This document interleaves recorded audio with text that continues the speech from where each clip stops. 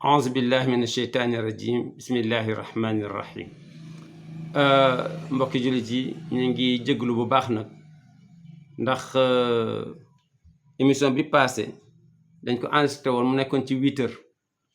waaye biñ demee ba déglu ko gis ni amul son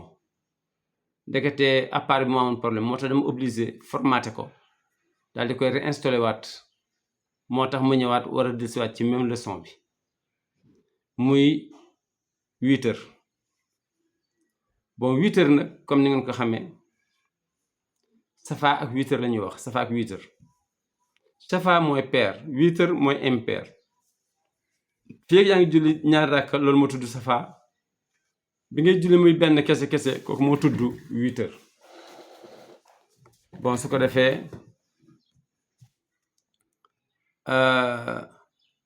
8h nag léeg-léeg ñu ni 8h ci arab yi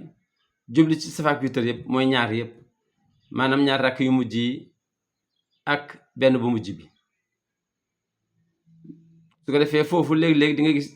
soo demee ci benn dëkk wala ci yenn giir da nga gis ñu boole naafila bi boole safa ak 8h bi yëpp mu nekk ñetti rakk nekk benn sëlmal kooku dara nekku ci bis boo ko xamee ni gis nga ko bu mu la jaaxal 8h nag mooy dernier rakk bu ñuy julli après gee ginnaaw naafila gee sunna bu dëgër la parce que yonent bi sallallahu alayhi wasallam moo ko daan def su fekkee nga xam ne da nga nelaw fàtte ko ba ngay julli fajar mun nga koo fay soo eewoo waaye su fekkee eewoo nag ba fajar jot nga julli fajar ba noppi dootoo ko fayati waxtoom jeex na moom nag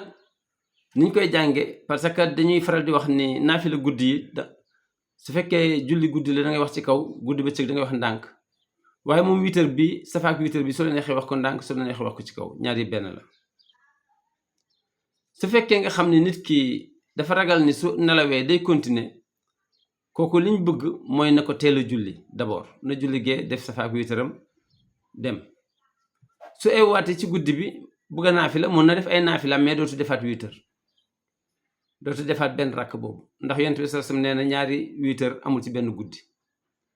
su fekkee wóor na nag soo nelawee di nga eewaat ci diggante bi 11h di nga eew wala minuit wala 1h kon jarul ngay julleegum 8h bàyyil ba nga jógaat nga naafila say naafila ba mu jeex ba après nga ñëw indi 8h tëje ko naafila bi safa ak 8h safa ñu ngi ciy jublu ñaari rakk naafila yi ngay mujj julli parce que naafila guddi par 2 la ñaari mujj yi moom lañu tuddee safa benn bu mujj bi moom lañu tuddee 8h su defee ñaari mujj yi nga xam ne moom nga war a def nag pour ñoo des si 8h bëgg nañ premier rakk ci safa bi nga jàng Fatiha ak sabbi isma rabbikal a'la allazi xalaqa fa sawwa ñaareelu rakk bi ci safa nga def Fatiha ak qul yaa ayyuhal kaafiruun soo ñëw ci 8h bi nga def Fatiha def qul wallaahu qul a'uuzu bil falaq qul a'uuzu bi rabbin naas waaye nag du force su la neexoon nag bon vraiment nga bañ a indi sa bisma ak xul yaa kaafir ak xul wallaahu xulans bi naas mais nga jàng lu ne ci alquran parce que alquran tënkuñ ko ci loolu waaye borom xam-xam yu bëri nee nañ sopp nañ daal safa bi premier rakk bi nga def sa bisma rabbikal a'la deuxième bi nga def xul yaa kaafiruun 8h bi nga def Fatiha xul wallaahu xulans bi maanaam Fatiha sa bisma ak deuxième rakk nga def Fatiha xul yaa kaafiruun 8h bi nga def Fatiha xul wallaahu xul a'uuzu bil falaq xul a'uuzu bi naas mais nag du force su ko defee dagan na comme ni ma ko waxee nga def ñetti rakka def ko benn sëlmal fekk yaa ngi ci jublu safa ak 8h bu la neex nga def ñaar rakka daal di sëlmal daal di defaat beneen daal di sëlmal imam Malik moom moo waxoon loolu moo ne woon su fekkee nga xam ne danga nelaw fàttee def 8h nee na foo ewu ci guddi gi mën nga ko fay fii ak julli goo fajar waaye nag soo xasee ba julli fajar léegi kon 8h jeex na kon tey bu leen fàtte ni jotoon nañ jàng ba jotoon nañ waxtaane tiim jotoon nañ waxtaane njàpp jotoon nañ waxtaane ndox bi nga xamee ni moom moo mën a sangu set ak moo mën a jàpp jotoon nañ waxtaane julli juróom yi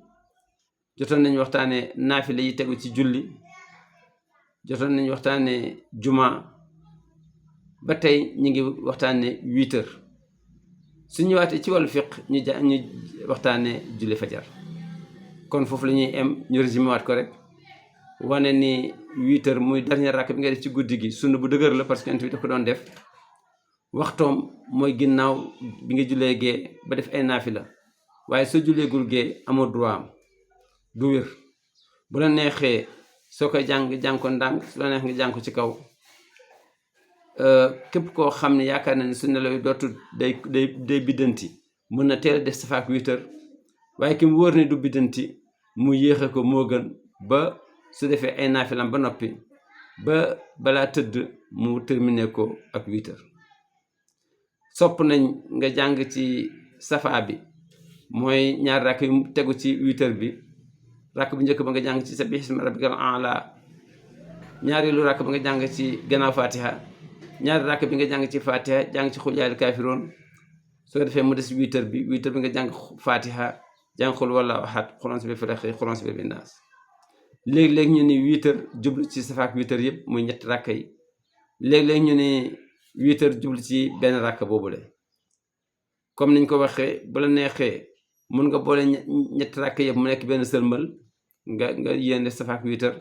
def ñetti rakk yëpp mu nekk benn sëlmal bu la neex nga def ñaari rakk sëlmal daal di defaat beneen bi daal di sëlmal. su ko defee imam Malik yonent bi moo ni ñaari 8 heures kenn du ko def ci benn guddi soo waxee ba def 8 heures wàcc na la. su fekk nga xam ni da nga teeloon a def 8 heures jugaat ci guddi gi bu nga naafi la su la neexee mën nga defaat nag junni rakka mais dootoo defati 8 heures 8 heures moom soo ko xasee ba def rek moom jeex na moom doo ko def ñaari yoon. imam Malik nee na su fekkee da nga julli woon da nga nelawoon fàtte ko soo jógee foo jóg ci guddi gi mën nga ko fay waaye nag ba mu des soo jullee fajar ba pare soo jullee fajar ba pare rek jeex na kon heure am foofu la jeex. kon loolu mooy li nga xam ne loolu lañ indi woon tey ndax dañ ko defoon